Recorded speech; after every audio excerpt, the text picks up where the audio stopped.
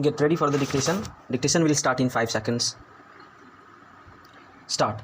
In the modern society, traditional medicine is considered the most appropriate way to treat sick people. In other words, modern medicine should incorporate technology-based medicine and traditional practices.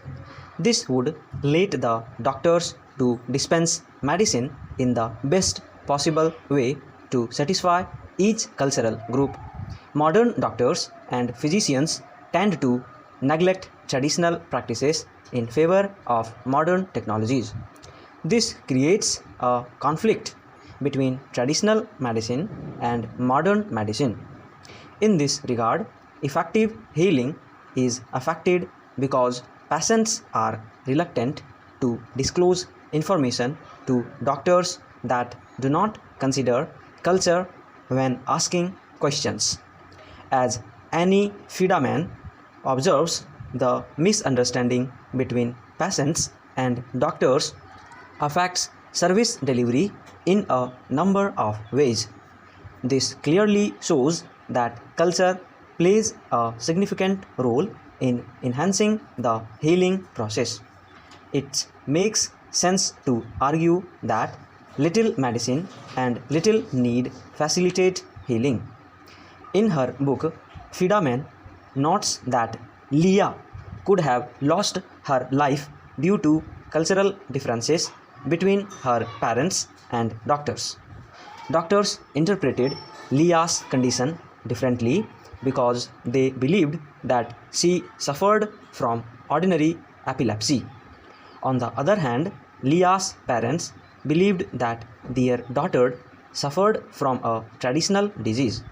They based their interpretation on the Hmong culture, which was considered powerful in the community.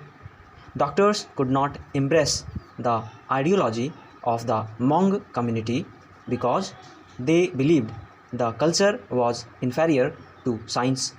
On their part, Leah's parents questioned the methodology employed by doctors when diagnosing diseases.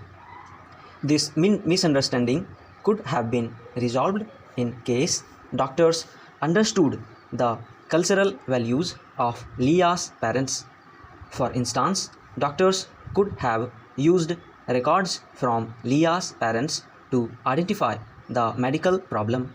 The author shows that culture helps understand the way of a living of a particular community.